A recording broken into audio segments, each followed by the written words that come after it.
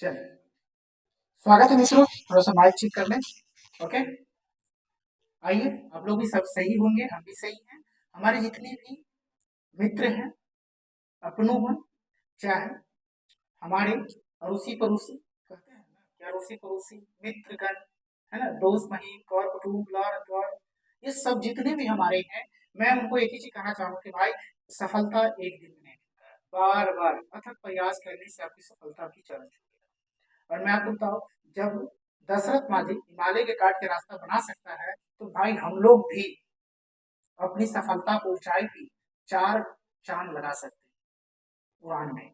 और उड़ान देखो, दिमाग से उड़ता है, घोड़ा नहीं उड़ता, उसको उड़ाना पड़ता है। कोई सोचा होगा कि लोहा उड़ेगा आकाश में? लेकिन आज उड़ रहा है ना भाई। भाई, टनों के टन उड़ रहा है ना। तो उस हिसाब से भी हमको सोचना होगा, हमें उड़ना पड़ेगा, अपने अंदर आग लगाना पड़ेगा, है ना, आग लगाना पड़ेगा। आग, जब तक आग नहीं लगाएगी ना, आगे नहीं बढ़ेगा। तो बस यही है। इससे पहले हम आते हैं इतिहास, उससे पहले कुछ बात आपके साथ शेयर करना चाहेंगे। द एडॉप्ट प्लेटफॉर्म आपके साथ कंटिन्यू जुड़ा हुआ है। आपसे हमारी रिक्वेस्ट है कि अपने दोस्तों के साथ शेयर करें, और आप लोग की सपोर्ट मिले तो हम इस प्रकार की और सारे वीडियो, और देखो, और नई नई जो यूनिक टाइप के वीडियो होगा। ये तो मेरा सिर्फ पीडीएफ मोड में है। मैं जस्ट बहुत जल्द आप लोगों को बाई बोर्ड मिलेंगे। अभी सिर्फ हम लोग जो पढ़ा रहे हैं वो बहुत ही छोटा सा मेरी सेटअप है, लेकिन मेरी पूरी प्रयास है कि आप लोगों की सपोर्ट अगर मिले तो हम लोग बड़ा सेटअप के साथ आप लोग के बीच आएंगे, और टीम के साथ आएंगे। ऐसा नहीं कि मैं सिंगल, मेरे साथ और सारे टीम होंगे। हर सब्जेक्ट बाय सब्जेक्ट हमारे टीचर होंगे। पूरी प्रयास है, जितोर मेहनत चल रही है कि हमारे साथ टीचर जुड़े, उस पर काम धाम चल रहा है। हमारे टीम लोग और जुड़े हुए हैं, तो वो उस पर काम कर रहे हैं। ठीक है मित्रों, तो बस आज हम लोग जो क्लास करेंगे इतिहास का, वो क्लास मेरा होगा प्राचीन इतिहास। प्राचीन इतिहास में हम लोग 4 क्लास देख चुके हैं, ये मेरा होगा 5वां क्लास। ठीक है, तो 5वां क्लास में हम लोग जो पढ़ेंगे वो होगा शैव धर्म और भागवत धर्म। धर्म की बात कर रहे हैं, जैन धर्म, बौद्ध धर्म, शैव धर्म, भागवत धर्म, 4 धर्म। अब हम लोग शैव धर्म और भागवत धर्म की बात करेंगे, तो एक एक करके चलेंगे और मजे से चलेंगे। ठीक है मित्रों, नैनार, नैनार कौन थे? तो शैव उपासक थे। नैनार कौन थे? शैव उपासक थे। उससे पहले कुछ और बताते, दिमाग में क्वेश्चन हो सकता है सर ये है क्या, तो मैं आपको बता दूं कि एनसीईआरटी। और ये क्या होगा? 6 to 12 की सार होगा। क्या होगा? सार संग्रह है। ठीक है, सार संग्रह है। ठीक है मित्रों, चलिए अब आते हैं मत मयूर से क्या तात्पर्य है। मत मयूर से क्या तात्पर्य है? तो प्राचीन भारत में एक शैव संप्रदाय, प्राचीन भारत में क्या है? ये शैव संप्रदाय है। त्रिमूर्ति, क्या लिखा? त्रिमूर्ति अर्धनागेश्वर की पूजा किस काल में प्रारंभ हुई थी? तो गुप्त काल में। ठीक है, गुप्त काल में हुआ था। आगे आते हैं मित्रों। अब देखिए, मेघ स्थानिक ने भगवान शिव को कौन सी संज्ञा दी थी? बहुत अच्छा प्रश्न है। मेघ स्थानिक ने भगवत शिव को कौन सी संज्ञा दी थी? तो वो तो डायनोसिस था। कौन था? डायनोसिस दिया था शिव को। भागवत शिव को क्या दिया था? डायनोसिस के नाम से संज्ञा दी थी। आगे आते हैं जैन ग्रंथ उत्तरदायन सूत्र में वासुदेव का संबंध किस जैन तीर्थ से संबंध था? अरिष्ट नेमि से। लिंग पूजा का प्रथम स्पष्ट उल्लेख किस पुराण में मिलता है? तो मत्स्य पुराण में लिंग को पूजा जाता था। आ जाते हैं अथर्ववेद श्वेतांबर उपनिषद में शिव का एक नाम महादेव मिलता है। किसमें महादेव मिलता है? अथर्ववेद में और श्वेतांबर उपनिषद, 2 जगह महादेव मिलता है। किसको? शिव को। शिव की प्राचीनतम मूर्ति 1ली शताब्दी ईस्वी की मुद्रा के निकट रेनी मूर्ता में शिव गुडीमलम लिंग के रूप में क्या होगी? प्राप्त। ठीक है, आगे आते हैं। सॉरी बॉस, आते हैं। देखिए, अर्धनरीश्वर मूर्ति में आदि शिव तथा आदि पार्वती किसके प्रतीक है? तो देव और शक्ति का, जिसको अर्धनागरी। अब देखते हैं कहीं कहीं पिक्चर में आपको इमेज मिलेगा, एक आधा पैर आधा धड़ जो होता है वो शिव का होता है, आधा धड़ इसका होता है पार्वती का, तो उसको अर्ध नारीश्वर मूर्ति कहते हैं। ठीक है, आधा शिव आधा पार्वती। ठीक है, दक्षिण भारत में शैव आंदोलन में किसको प्रमुख भूमिका थी? तो नैनार संतों की। किसका था? नैनार संतों का। नैनार संतों की संख्या कितनी है? तो 63 है। नैनार संतों की संख्या कितनी है? 63 है। एक संप्रदाय के रूप में शैव धर्म का प्रारंभ किस काल में हुआ? शैव धर्म का प्रारंभ किस काल में हुआ? शुंग सातवाहन काल में हुआ। ठीक है, सुंग सतवाहन काल में हुआ था। आगे हम लोग देखेंगे प्रमुख दर्शन और प्रतिपादन, प्रमुख दर्शन और प्रतिपादन, प्रमुख दर्शन और प्रतिपादन, दर्शन, आधार ग्रंथ और प्रतिपादन कैसे हुआ, ये भी हम लोग सुंग वंश के बारे में जानेंगे। सुंग सतवाहन नहीं है, शैव धर्म से जुड़ा हुआ है। देखिए संख्या दर्शन, संख्या सूत्र है, और कपिल मुनि, इसके प्रतिपादक किसने किया था, कपिल मुनि। न्याय दर्शन, न्याय सूत्र से अक्षपाद गौतम, योग दर्शन, योग सूत्र से पतंजलि से। वैश्विक दर्शन, वैश्विक सूत्र कनाद उल्लक से। मीमांसा, पूर्व मीमांसा सूत्र जैमिनी से। वेदांत, ब्रह्म सूत्र बदारण्य से। ठीक है मित्रों, तो इस प्रकार से क्या था, प्रमुख दर्शन का प्रतिपादक जो दर्शन था उसके प्रतिपादक क्या क्या और किस आधार ग्रंथ से था। ठीक है मित्रों, ये देखिए आगे आते हैं, आगे देख लेते हैं संप्रदाय और संस्थापक। जो संप्रदाय थे और उसके संस्थापक थे उसके बारे में हम लोग जानेंगे, तो आइए उसके बारे में जानते। देखिए आजीवक, मखली पुत्र गोसाल। आजीवक क्या था, संप्रदाय था जिसका नाम संस्थापक था मखली पुत्र गोसाल। घोर अतिक्रम अक्रियावादी, घोर अक्रियावादी जो था वो पूर्ण कश्यप था। यद इच्छावाद, अचय अजीत ईशान गोविंद।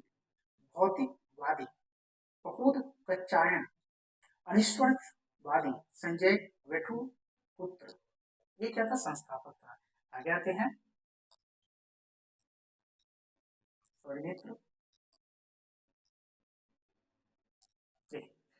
भागवत धर्म का प्रवर्तक किसे माना जाता है, कृष्ण को। भागवत धर्म का प्रवर्तक किसे माना जाता है, कृष्ण को माना जाता है। किसे माना जाता है, कृष्ण को माना जाता है। किस ग्रंथ में सर्वप्रथम देवकी के पुत्र कृष्ण का वर्णन किया गया, छंदोबई उपनिषद। देवकी के पुत्र जो कृष्ण है उसका क्या किया गया है, वर्णन किया गया, तो वो है छंदोबई उपनिषद। भागवत संप्रदाय के विकास का श्रेय किन शासकों को दिया जाता है, गुप्त शासकों को दिया जाता है। ठीक है, अगला हेलियोडोरस यह तक्षशिला की निवासी था तथा उसकी वेशनगर अभिलेख से वसुदेव के संबंध में वर्णन मिलता है। अतः कर्म का सिद्धांत किस दर्शन से, तो मीमांसा से। बहुत इंपोर्टेंट है, इसको आप नोट कर सकते हैं या आइए ले सकते हैं। कर्म का सिद्धांत किस दर्शन से संबंधित है, तो मीमांसा से। आगे आते हैं, अवतारवाद सर्वप्रथम उल्लेख किस ग्रंथ में मिलता है, तो श्री भागवत गीता में मिलता है। किसमें मिलता है, श्री भागवत गीता में मिलता है।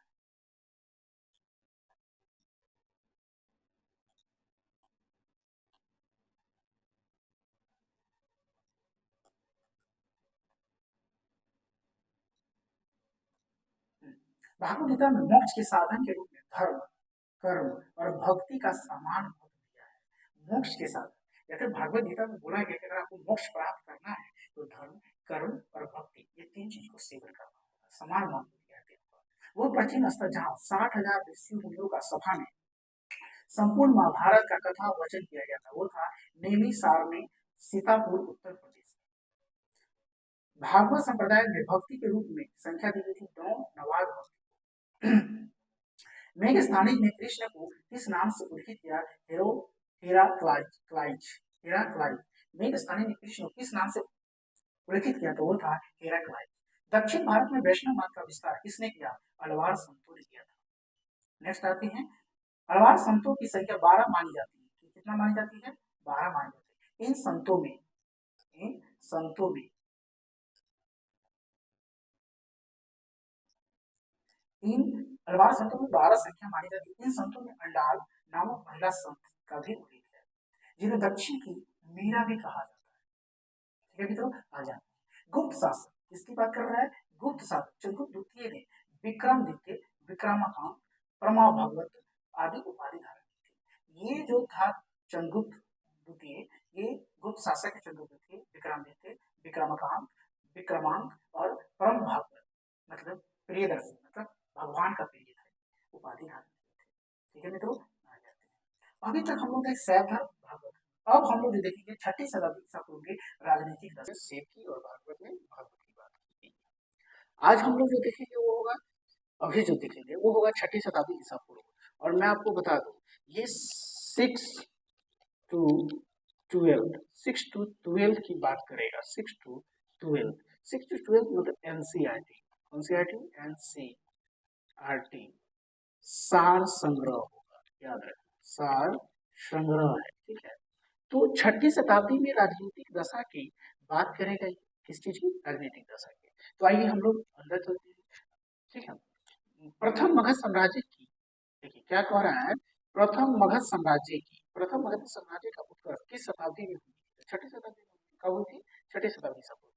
आते हैं, मगध साम्राज्य के वास्तविक संस्थापक कौन थे? बिंबिसार, यही हरित वंश का पिता। ठीक है, बिंबिसार लगभग 544 से 49 ईसा पूर्व, गोदावरी नदी के तट पर स्थित महाजनपद का क्या नाम था? तो वो था अस्मक या असक। दक्षिण भारत में स्थित एक महाजनपद था ये। ठीक है, दक्षिण भारत में, किधर? दक्षिण भारत में। बात किया जाए आगे, नंद वंश के पश्चात मगध पर किस राजवंश के शासक, जैसे नंद वंश का शासक था घनानंद। नंद वंश का जो शासक था वो था नंद वंश का घनानंद। ठीक है, नंद वंश के शासक था घनानंद। और मगध पर इसके पश्चात मतलब नंद, मगध के बाद आया घनानंद, जिसे नंद वंश कहते हैं। नंद वंश के बाद आया मौर्य साम्राज्य। कौन आया? मौर्य साम्राज्य। मौर्य साम्राज्य, और यही मौर्य साम्राज्य मगध पे नंद वंश के बाद मौर्य साम्राज्य चंद्रगुप्त मौर्य ने शासन किया। मौर्य साम्राज्य का शासक था चंद्रगुप्त मौर्य। चंद्रगुप्त मौर्य मौर्य की माँ थी, मौर्य जो थी उसकी माँ थी। किसका? चंद्रगुप्त। चंद्रगुप्त का जो मंत्री था और गुरु था वो था चाणक्य। आगे आते हैं, पाटलिपुत्र को किस शासक ने सर्वप्रथम अपनी राजधानी बनाया? तो वो था उदयन। उदयन कौन था? तो बिंबिसार का पोता था, अजातशत्रु की बेटा था। आइए, उदयन वासपोदता की कहानी किस स्थान से विशेष से संबंधित है? तो उज्जैन से। सिकंदर के आक्रमण के समय उत्तर भारत में नंद वंशीय शासक घनानंद का शासक था। नंद वंशीय शासक, सिकंदर के आक्रमण के समय भारत में नंद वंशीय शासक होता है। गौतम बुद्ध के समय प्रसिद्ध वैद्य जीवक किसके? प्रसिद्ध वैद्य, वैद्य थे जीवक को किसने अपने राज दरबार में प्रदान किया था? तो वो था बिंबिसार। कौन था? बिंबिसार। आगे बात करते हैं, प्राचीन स्थान श्रावस्ती का नगर निवास विनाश किस, अरे यार,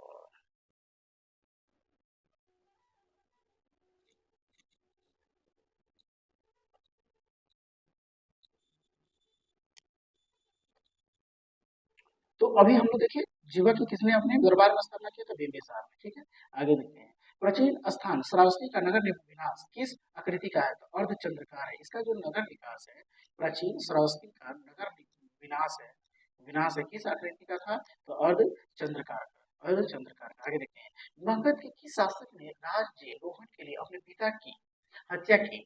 ठीक है, और स्वयं भी अपने पुत्र द्वारा मारा गया? तो अजातशत्रु था। कौन था? अजातशत्रु। अजातशत्रु, अजातशत्रु ने अपने पिता को मारा और खुद अपने पुत्र से ये बध हो गए। पुत्र ने ही अजातशत्रु को मारा। सिकंदर एवं पोरस की सेनाओं के मध्य किस नदी के तट पर युद्ध हुआ था? झेलम नदी। झेलम नदी कहाँ है? कश्मीर के ऊपर में है। ठीक है, आगे आते हैं, इस शासक को परशुराम का दूसरा अवतार माना गया था, पदानंद का। इसको माना गया है? पदानंद का। आगे आते हैं, अब देखिए 16 महाजना पदों में हम लोग देखेंगे 16 महाजना पदों और उनकी राजधानी महानंद, महाजनपद और राजधानी। तो पहले अंक, अंक का है चंपा, प्राचीन नाम मालिनी मुंगेरी। कहाँ है? तो बिहार में। ये कहाँ है? बिहार में है। ठीक है मित्रों, ये कहाँ है? बिहार में है। मुंगेर जो है आपको कहाँ हो गया? बिहार में हो गया। ठीक है, आगे आते हैं, दूसरा मगध कहाँ है? गिरिवज राजगीर, ये भी कहाँ है? बिहार में है। आगे आते हैं, मल कुशीनार या पावपुरी देवरिया गोरखपुर उत्तर प्रदेश में है। ठीक है, वाराणसी कहाँ है? वाराणसी उत्तर प्रदेश में है, ये भी उत्तर प्रदेश में है। कौशल कहाँ? श्रीवास्तव अयोध्या फैजाबाद, ये भी है, उत्तर प्रदेश में ही है। ठीक है, आगे आते हैं, आगे देख सकते हैं, कौशल हम लोग देखें, पंचाल, कौन सा? पंचाल नरेश, उत्तरी पंचाल और क्षेत्र एवं दक्षिण पंचाल कपिल, ये भी कहाँ है? बिहार और उत्तर प्रदेश और झारखंड, सॉरी छत्तीसगढ़ से जुड़ा हुआ है। क्रू इंद्र प्रदेश हरियाणा में, मेरठ में है। वजी वेदिक या मिथिला, मत्स्य विराटनगर जयपुर, मत्स्य कौशाम्बी इलाहाबाद गोंडा। सुरसेन, सुरसेन के शासन क्या है? मथुरा। छेदी सुतथी वती या सुक्ति मती, अस्मक पोतर और पुटली। अवंती, उत्तरी अवंती उज्जैन, दक्षिण अवंती महासीमती। ठीक है, ये सब क्या था? उस भारत पर था 16 और उसकी क्या था वो? राजधानी था। आगे की बात किया जाए, गंधार कहाँ था? तक्षशिला। गंधार कहाँ के शासक था? तक्षशिला। गंधार कहाँ के शासक था? तक्षशिला। इसका राजधानी कहाँ हो गया? तक्षशिला। और ये कहाँ है? पाकिस्तान में। कम्बोज, अटक, राजपुर, कश्मीर। ठीक है मित्रों, ये हम लोग देखे, ये इसकी 16 महाजना पदों का राजधानी था। वजी और मल महाजना पदों की गणतांत्रिक व्यवस्था था। कैसा व्यवस्था था? व्यवस्था था गणतांत्रिक। ठीक है, गणतांत्रिक, इंडिपेंडेंस, रिपब्लिक्स। ठीक है, यहाँ पे संवैधानिक व्यवस्था था। हरित वंश का अंतिम शासक, हरित वंश का अंतिम शासक कौन था? नाग दशक था। अंतिम शासक कौन था? नाग दशक था। आगे बात किया जाए, उज्जैन और प्रत्युत्तर अब क्या था? अवंती था। उज्जैन का प्राचीनतम नाम क्या था? अवंती था। उज्जैन का प्राचीनतम नाम क्या था? अवंती। सिकंदर की मृत्यु कहाँ हुई थी? बेबीलोन में 2323 ईस्वी पूर्व में। ग्रीक लेखकों ने किस शासक का उल्लेख अग्रबिजाज एवं जिनेंद्र बिजाज के नाम से किया है? घनानंद के नाम से। ठीक है मित्रों, ये हम देखें। आगे की बात किया जाए तो यहाँ पे लेखक देख सकते, सिकंदर के समकालीन यूनानी लेखों का विवरण मिलता है। एनसीईआरटी के पैकेट में देखेंगे तो सबसे पहले अरिस्टोबुलस 327 से 326 ईस्वी में, और इसका प्रचार रचनाएं, प्रमुख रचना थे वो थे न्यूटन का इतिहास।